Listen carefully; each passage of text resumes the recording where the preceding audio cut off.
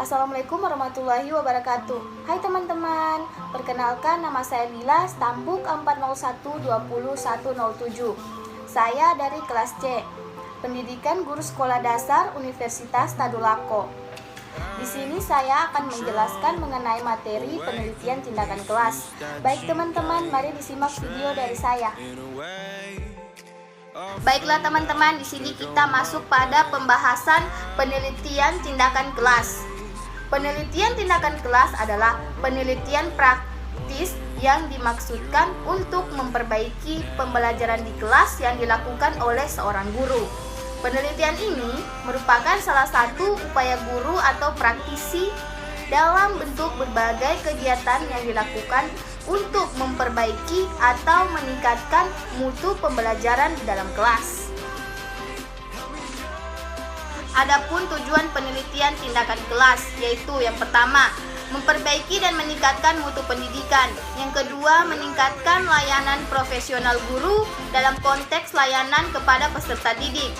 Yang ketiga, meningkatkan praktek dalam proses pembelajaran di kelas. Kemudian yang keempat, meningkatkan komunikasi antar teman sejawat dengan adanya kolaborasi dalam penelitian. Kemudian yang terakhir atau yang kelima, meningkatkan kemampuan melakukan penelitian di kalangan pada guru. Adapun manfaat penelitian tindakan kelas yaitu yang pertama, untuk mengembangkan inovasi pembelajaran di kelas. Yang kedua, untuk meningkatkan iklim di kelas yang kondusif melalui perbaikan secara berkesinambungan. Yang ketiga, dapat dijadikan sebagai upaya pengembangan kurikulum tingkat satuan pendidikan. Kemudian yang keempat, untuk meningkatkan serta profesionalisme guru melalui pendidikan tindakan kelas ini. Baiklah, kita masuk pada prinsip-prinsip PTK. Yang pertama yaitu PTK adalah kegiatan nyata yang dilaksanakan dalam situasi rutin. Yang kedua, PTK dilakukan sebagai kesadaran untuk memperbaiki kinerja guru yang bersangkutan. Yang ketiga, pelaksanaan PTK tidak boleh mengganggu komitmennya sebagai pengajar. Yang keempat, mengacu pada penguasaan kompetensi yang ditargetkan pada perencanaan. Yang kelima, dapat dimulai dengan SWOT. Dan yang keenam, metode pengumpulan datanya tidak menuntut waktu sehingga tidak mengganggu proses mengajar. Yang ketujuh, metode yang digunakan harus reliable. Yang kedelapan, masalahnya harus masalah yang cukup merisaukan. Dan yang terakhir atau yang kesembilan, PTK guru harus selalu bersikap konsisten. Adapun karakteristik dari penelitian tindakan kelas ini yaitu yang pertama, masalah berasal dari guru. Yang kedua, tujuan memperbaiki pembelajaran. Yang ketiga, metode utama adalah refleksi diri dengan tetap mengikuti kaidah-kaidah penelitian. Yang keempat, fokus penelitian berupa kegiatan pembelajaran. Yang kelima, guru bertindak sebagai pengajar dan peneliti. Adapun jenis-jenis PTK yaitu PTK diagnostik, PTK partisipan, PTK empiris, dan PTK eksperimental. Kita masuk pada model-model PTK. Model PTK ini terbagi menjadi 3 bagian. Yang pertama ada model Kart-Lewin. Model Kart-Lewin ini merupakan model dasar yang kemudian dikembangkan oleh ahli-ahli lain. Penelitian tindakan menurut Kart-Lewin sendiri terdiri dari 4 komponen. Yang pertama ada perencanaan atau planning. Yang kedua ada tindakan atau acting. Kemudian yang ketiga ada pengamatan atau observing. Dan yang keempat refleksi. Kita masuk pada model kedua yaitu model Kemis dan Miss Taggart. Model yang dikemukakan Kemis dan Miss Taggart ini merupakan pengembangan lebih lanjut dari model Kart-Lewin. Secara mendasar, tidak ada perbedaan yang prinsip antara keduanya. Model ini banyak dipakai karena sederhana dan sudah dipahami. Rancangan Kemis dan Miss Taggart dapat mencakup sejumlah siklus, masing-masing terdiri dari tahap-tahap.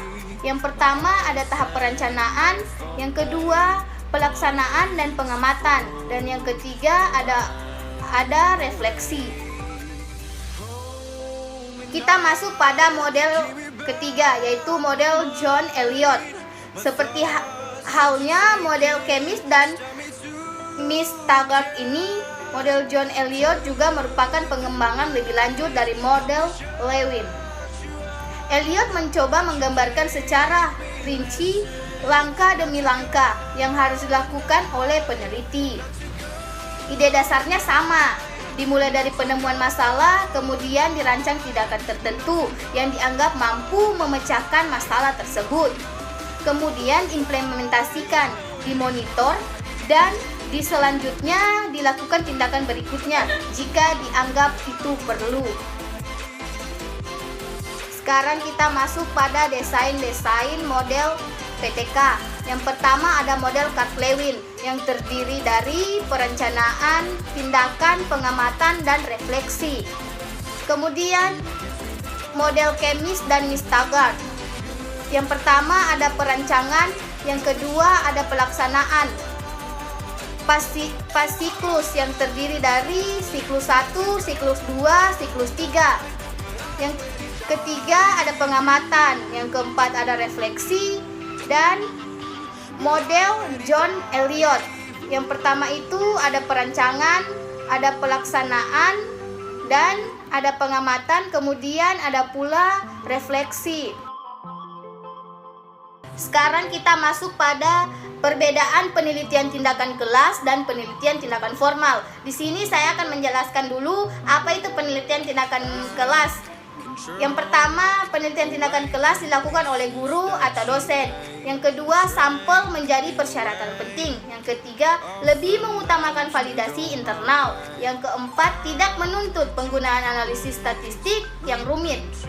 Yang kelima, tidak selalu menggunakan hipotesis. Yang ketujuh, memperbaiki praktik pembelajaran secara langsung. Yang kedelapan, hasil peneliti merupakan peningkatan mutu pembelajaran. Yang kesembilan, berlangsung siklus-siklus kolaboratif dan komparatif.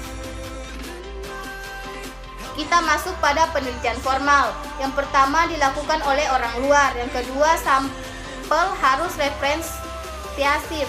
Yang ketiga, mengutamakan validasi internal dan eksternal. Yang keempat, menuntut penggunaan analisis statistik yang rumit. Yang kelima, mempersyaratkan hipotesis. Yang keenam, mengembangkan teori, tidak memperbaiki praktik pembelajaran secara langsung. Yang ketujuh, hasil penelitian merupakan produk ilmu.